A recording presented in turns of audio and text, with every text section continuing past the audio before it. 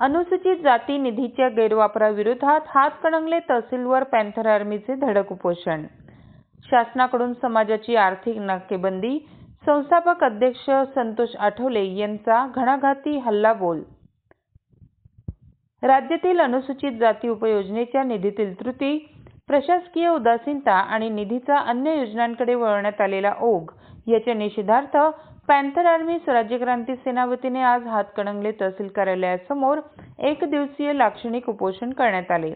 जिल्हाध्यक्ष मच्छिंद्र रुईकर यांच्या नेतृत्वाखाली झालेल्या या आंदोलनाने प्रशासनाचे लक्ष वेधून घेतले।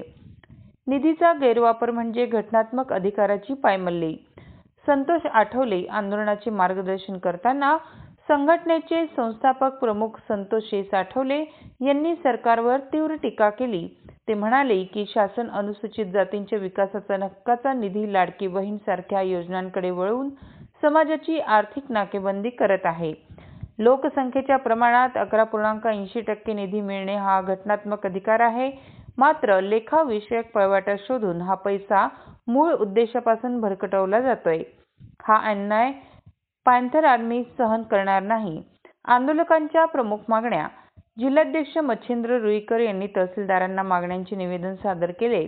निवेदनातील प्रमुख मुद्दे खालीलप्रमाणे: हक्काचा निधी, आगामी अर्थसंकल्पात एकूण बजेटच्या किमान 11.80% निधी SC/ST साठी राखीव ठेवावा, निधी वळवणे थांबवा, सामान्य रस्ते, वीज किंवा इतर योजनांसाठी या विशेष निधीचा वापर करणे तात्काळ बंद करावे, कॅरी फॉरवर्ड तरतूद, वर्ष अखेर शिल्लक राहिलेला निधी व्यापगत न करता पुढील वर्षासाठी वर्ग करण्यात यावा, अद्ययावत निकष, लाभार्थी निवडीसाठी 2002 च्या जुन्या BPL यादीऐवजी 2011 च्या SESCC जनगणनेचा आधार घ्यावा। भीमसैनिकांची वज्रमूठ। या आंदोलनात पॅन्थर आर्मीच्या विविध आघाड्यांचे पदाधिकारी मोठ्या संख्येने सहभागी झाले होते।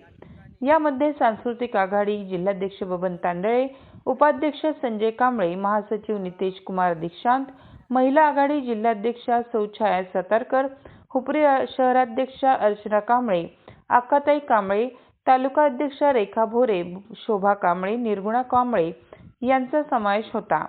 तसेच पीपल्स रिपब्लिकन पक्षाचे विद्याधर कांबळे, डॉ. विशाल साजणीकर, राजू मोमीन, पैगंबर मुजावर, समीर विजापुरे, शिरोळ तालुकाध्यक्ष भिकू कांबळे आणि भैयासाहेब धनबडे यांनीही पाठिंबा दर्शवला।